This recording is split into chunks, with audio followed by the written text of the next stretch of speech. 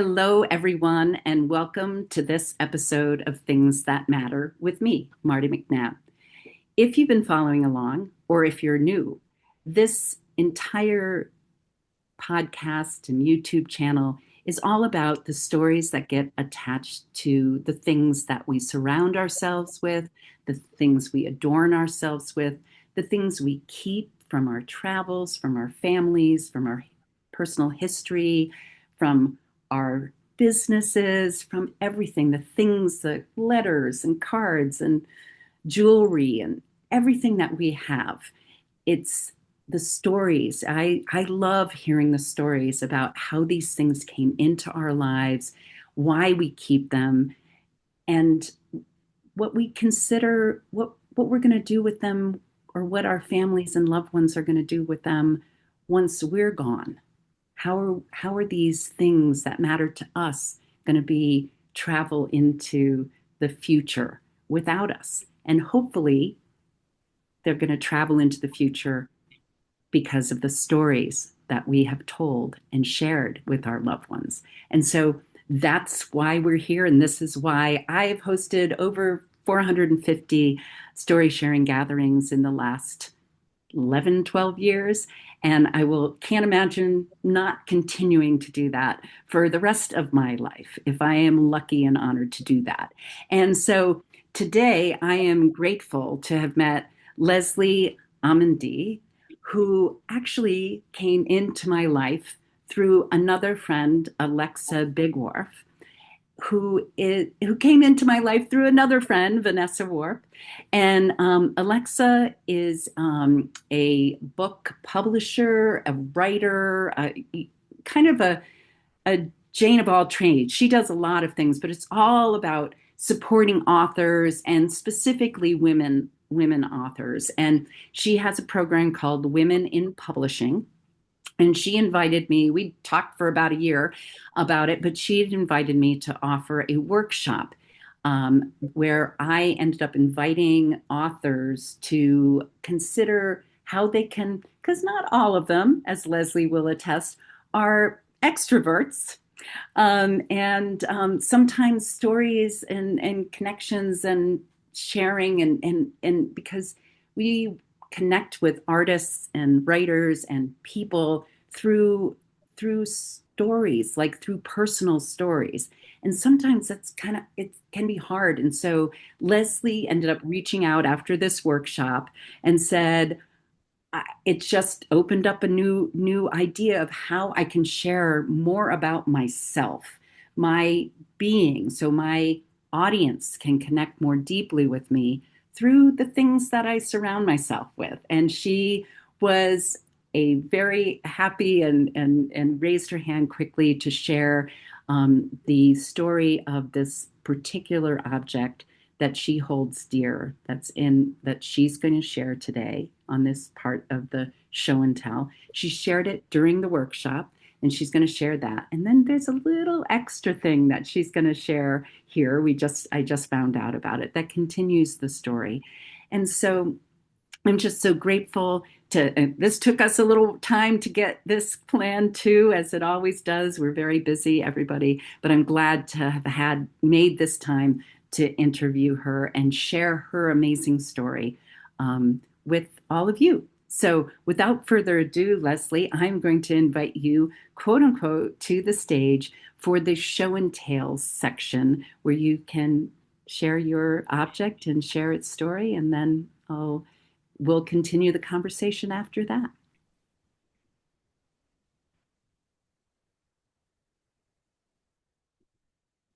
Shall I begin? Okay. Hi, everybody. I'm Leslie. I'd like to start by thanking Marty for inviting me to be on this program. I'm very happy to be here. Uh, and what I wanted to share with you today was maybe a little bit about myself so you understand the context of my sharing. Um, I could describe myself in many different ways. We all can. But for this purpose, I would say that I'm a Black American Christian woman, and I who happened to fall in love with someone I had not anticipated falling in love with and even marrying a gentleman from Iran who I met at the Ohio State University graduate in the graduate dormitory. Uh, and lo and behold, things I never thought he was going to be someone that I would consider marrying. So that's when your guard is down, right? So I fell in love with this man, and next thing I know, I had agreed to go over with him to Iran and make a new life with him. But secretly, I was terrified. I could not admit that to myself or to other people because my particular field of study is teaching language and culture. And something I always had taught my students were to maintain an open mind and don't rely on preconceptions. And yet here I was having nightmares secretly about going, but not admitting it to anyone. So would I be accepted there? Would I be able to follow the customs there? Is it anything like some of the images I've seen growing up of Iran and Iranians? Um, again, I denied I denied the that real feeling, but it was there. And so that's the backdrop. When I was married for 1 year to my wonderful, sweet husband, um, my he had gone. His name is Mahmoud, and he went back after 12 years of not being in Iran. When he first left Iran, the Iranian Revolution, the hostage crisis, all of those kinds of events that caused enmity and tension between the United States and Iran. He hadn't had that. Um, and so he came back to a different Iran. And after spending about 2 weeks there, he came back and found I learned that he had brought a gift back, a marriage gift or a wedding gift. When Mahmoud and I got married, we were in the United States and none of his family members could be there. So sadly. So anyway, he had a gift. He took my hands. He put something in it. I'm going to put it in my hand now too, because I have this object here, this thing that matters. He put it in my hand and I opened it up and I saw that it was a pendant. And on the pendant was inscribed the letters God in English. So I said, oh, it says God. That's nice. What does it mean? What is the message? Is it an implied expectation of any kind because of the difference between my faith um, as a self-identified Christian and a family that comes from an Islamic background? And his parents were very devout. I understood. So what did it mean? Um, in those few moments, I thought of so many things. Um, one of the things that gave me comfort was a memory of my husband and his response to my faith. And I remember one day, just because when I was considering marrying him, I felt it was important to share the importance of my faith to him. And so I told him about Jesus Christ and what that meant to me, what he means to me.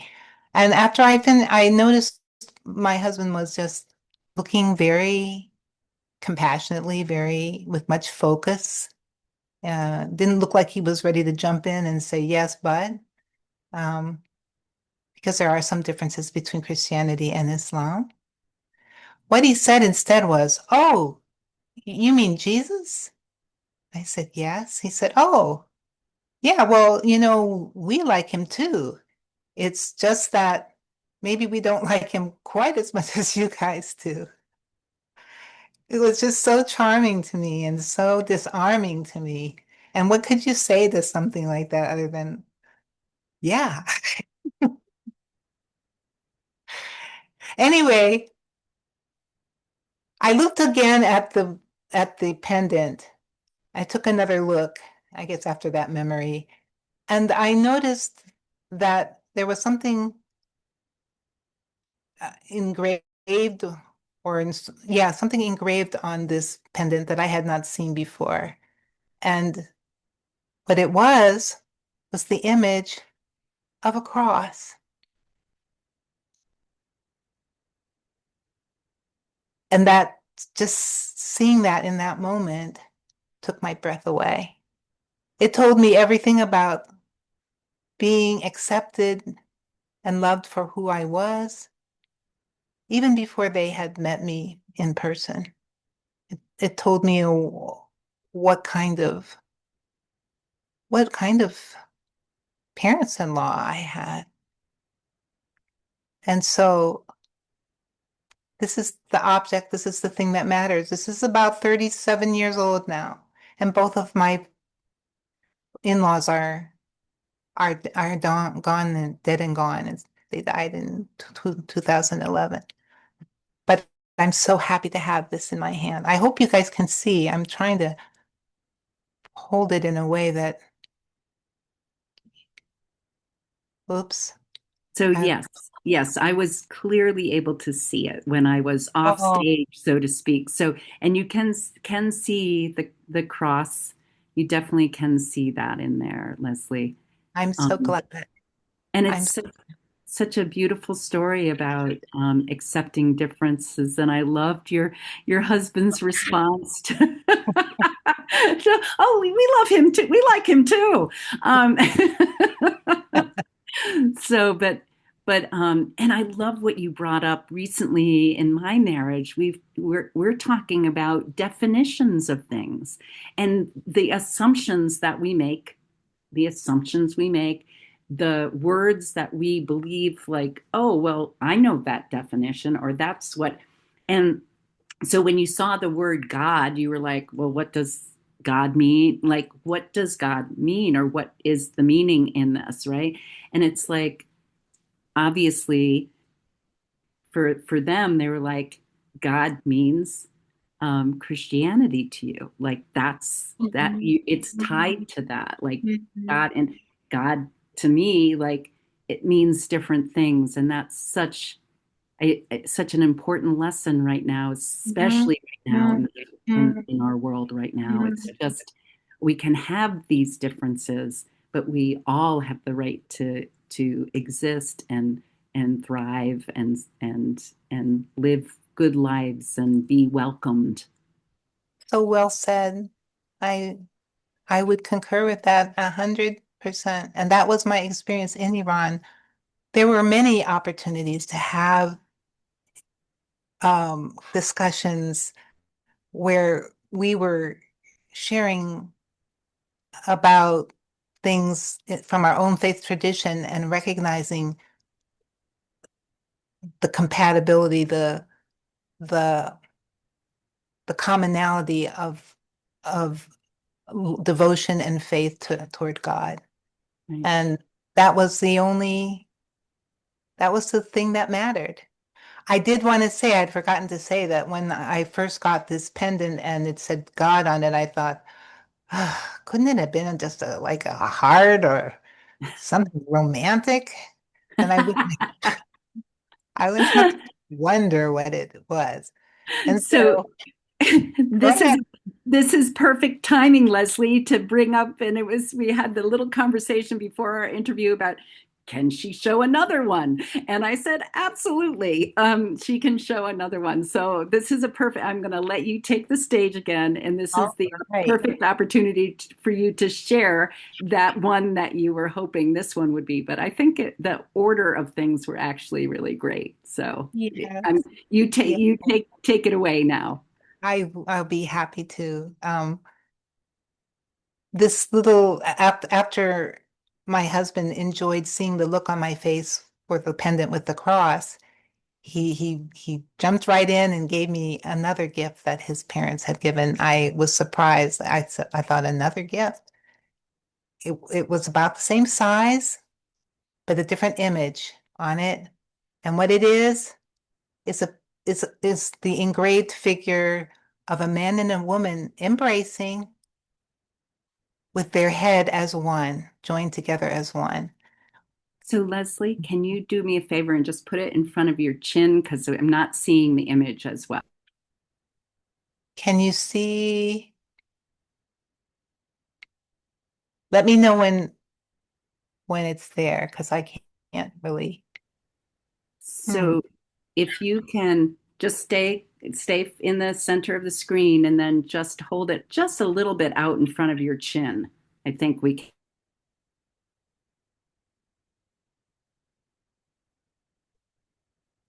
Does that work?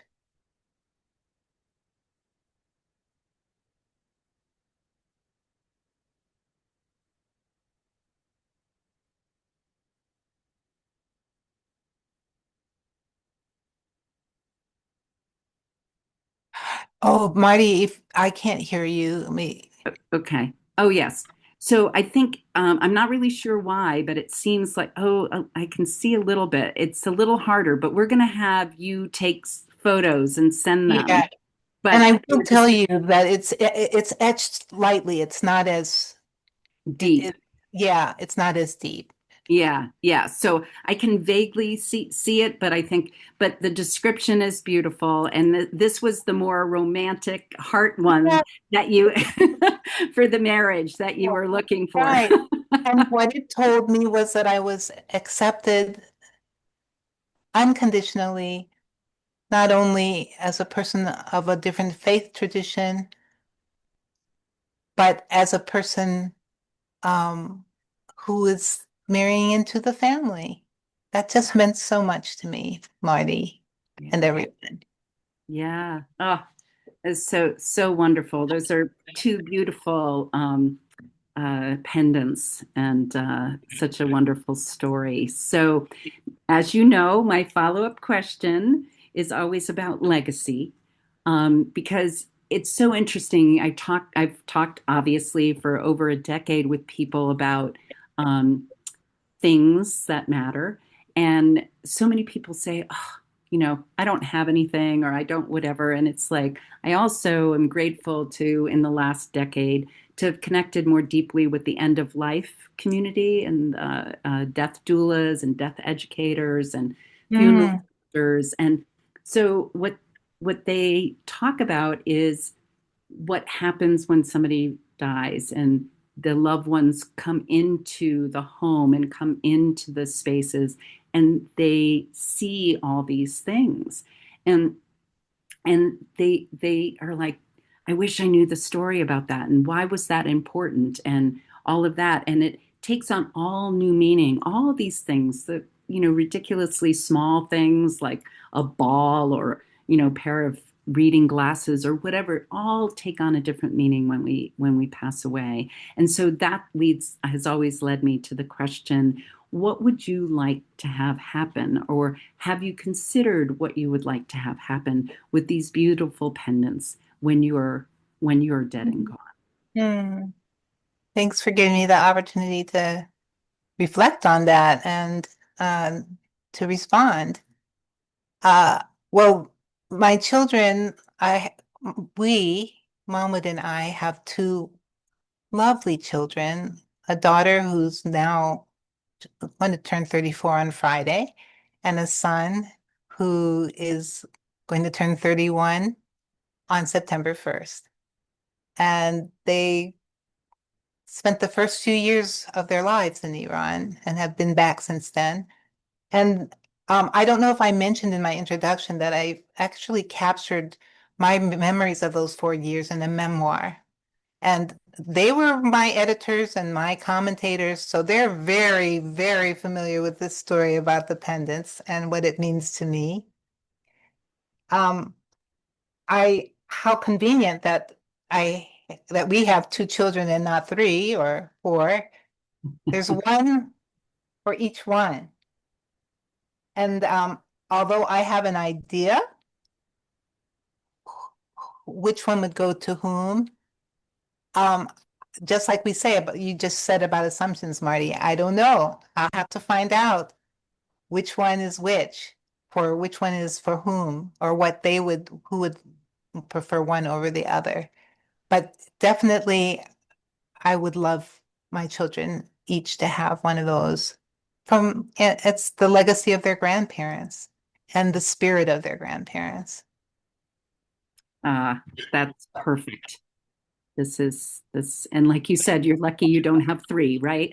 So, or more, and then it's like, how do you do this? But some families set up some sort of, rituals that they, it kind of moves between, like there's a, platter or something from the holidays and it just moves to different houses or, things like that. Every family can do things. But in your case, you've got the two, and maybe they'll take one at one point and then later they can say, look, can we, can we Yeah, for a little while, there's all, yeah. all kinds of possibilities. But this is a perfect opportunity now that you've spoke about a memoir. I only ended up saying that you had a book, that were an author, and that's how I met you through Alexa.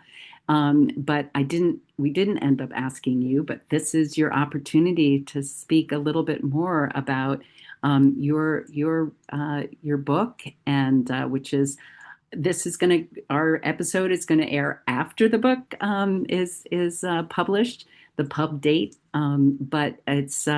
but it will be available then from this from when this episode airs.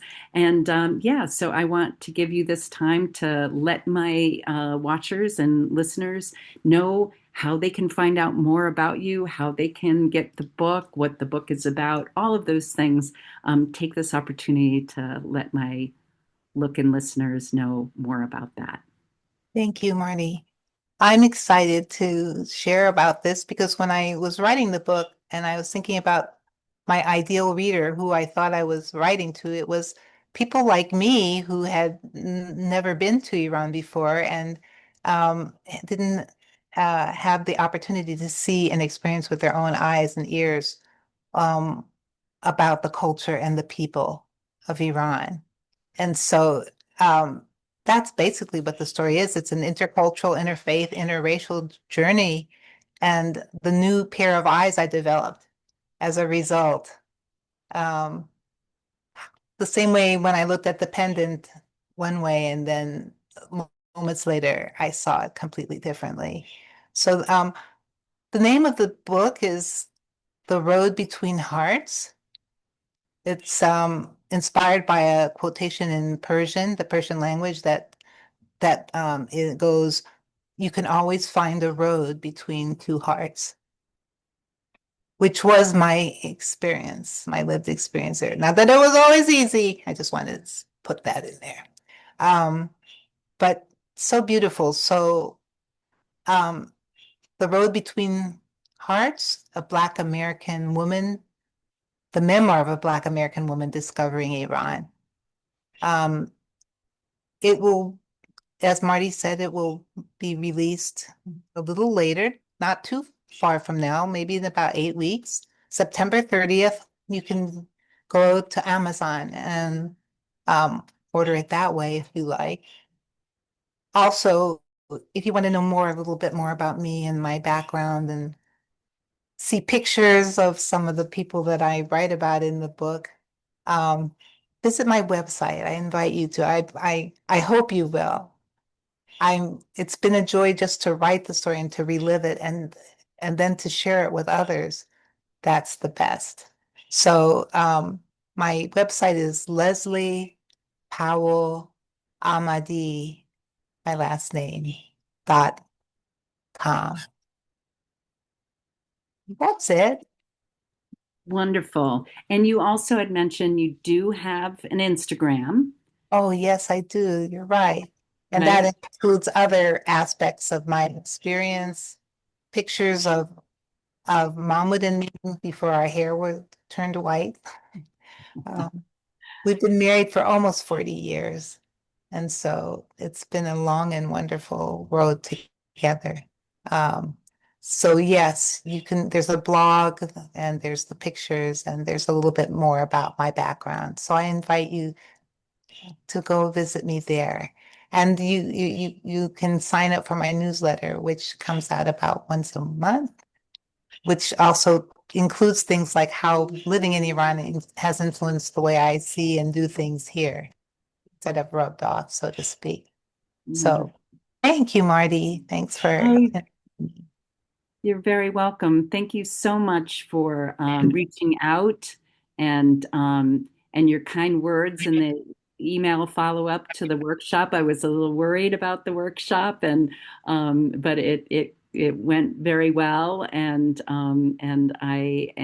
you're one of two people who ended up from that workshop reaching out to me. So Oh, that's um, wonderful. yeah, yeah. So B.L. Moilston was a guest of mine a month ago, I think, something like that. And hers is coming out in maybe a couple of weeks anyway, or a couple of weeks ago because yours is going to come out after hers. But anyway, it's been such a delight. Your email and basically your email testimonial was just heartwarming, and I appreciate that. And I love I see how your book has is so important. Even it's always been important, but even more so at this time of not embracing, not being open to, not welcoming differences,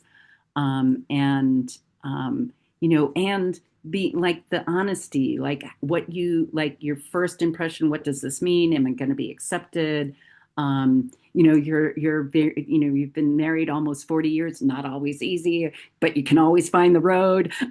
Your honesty is wonderful because ain't it the truth? I'm in my first marriage right now, and it's 5 years, and we're quote unquote the same culture. There's not such a difference in our culture, but we grow we're different. We're so different from one another, even if we do end up coming from the same culture. And I think in seeing a marriage that's comes from a very two different cultures, it actually helps us remember that just because we come from the same culture does not mean that there aren't going to be bumpy parts on that road and ups and downs and curves and detours, and it's all part of the messy beautiful life that we have the uh, the great fortune to have.